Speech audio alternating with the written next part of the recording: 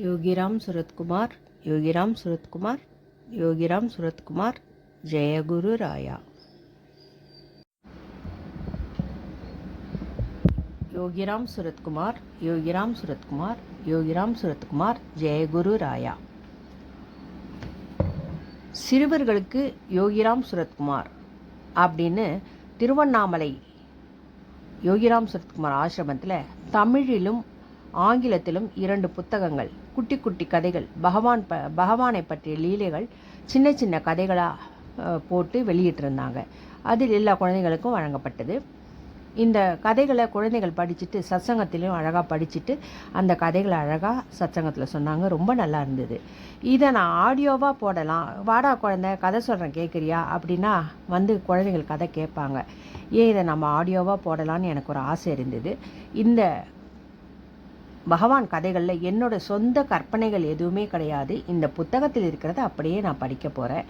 இதற்கு ஆசிரியர் அன்பு கீதா. புத்தகத்தின் தலைப்பு சிறுவர்களுக்கு யோகிராம் சுரத்குமார். கதையின் தலைப்பு, இந்த கதையை நான் போடலாம் என்றால் ஆடியோவாக போடலாம் என்றால் போடுகிறேன். இதில் தவறும் பிழையோ இருந்தால் மன்னிக்கவும். இதை போடலாம் என்றால் நான் போடுகிறேன், வேண்டாம் என்றால் எடுத்து விடுகிறேன். பிழை இருந்தால் மன்னிக்கவும். இந்த கதையின் தலைப்பு அன்புள்ளம் கொண்ட மகான். குழந்தைகளே, இப்பொழுது திருவண்ணாமலையில் வாழ்ந்த யோகிராம் தாத்தாவை பற்றி உங்களுக்கு சொல்லப் போகிறேன். அவர் ஒரு பெரிய மகான். மகான் என்று யாரை சொல்வோம் தெரியுமா? அவர் எல்லாம் அறிந்தும் ஏதும் அறியாதவர் போன்று இருப்பவர்.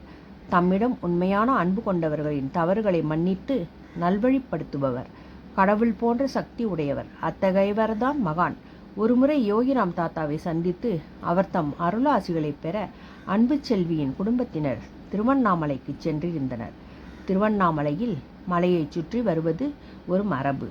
ஆகையால் அன்பு செல்வியின் அம்மாவும் அப்பாவும் நாமும் கிரிவலம் சென்றுவிட்டு பிறகு யோகிராம் தாத்தாவை சந்தித்து ஆசி பெறுவோம் என்று முடிவு செய்தனர். மலையை சுற்றி வர 4 மணி நேரம் ஆகும். இப்பொழுது காலை மணி 7.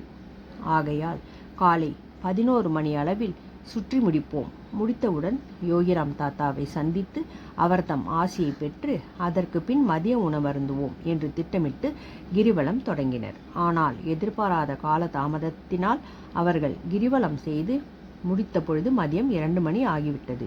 அன்பு செல்வி சிறுமி அல்லவா, அப்பொழுதே அவளுக்கு நல்ல பசி. ஆனால் அவளது அம்மாவும் அப்பாவும் மதியம் 2 மணிக்கு சென்று பகவானை தொந்தரவு செய்ய வேண்டாம், அவர் ஓய்வெடுத்து கொண்டிருப்பார், நாம் நேராக அண்ணாமலையார் கோவிலுக்கு சென்று பிரகாரத்தில் அமர்ந்து விடுவோம். மாலை 4 மணிக்கு மேல் சென்று அவரை சந்தித்து ஆசி பெற்ற பின் உணவருந்தலாம் என்று முடிவெடுத்தனர். சிறுமிக்கோ நல்ல பசி. அவளுக்கு என்ன செய்வது என்று தெரியவில்லை. மதியம் 2 மணி. சித்திரை மாதம், கேட்கவா வேண்டும். வெயில் சுட்டெரித்து கொண்டிருந்தது. பசியுடன் வெயிலில் தாக்கமும் சேர்ந்து கொள்ளவே அனைவரும் மிகவும் சோர்வடைந்து விட்டனர். சோர்வுடனேயே அவர்கள் கோயிலை சென்றடைந்தனர். அங்கு அவர்கள் கண்ட காட்சி என்ன தெரியுமா? கோயிலுக்குள் நுழைந்தவுடன் முதல் பிரகாரத்திலேயே ஒரு படியில் யோகிராம் தாத்தா அமர்ந்திருந்தார். அவர்களுக்கு இன்ப அதிர்ச்சி. அத்துடன் யோகிராம் தாத்தா இப்படி வெயிலில் அமர்ந்திருக்கிறாரே என்ற வருத்தம். எப்படி அவரால் குளிர்ச்சியான நிலவொளியில் அமர்ந்துள்ளதைப் போல் வெயிலில் அமர முடிகிறது என்ற வியப்பு.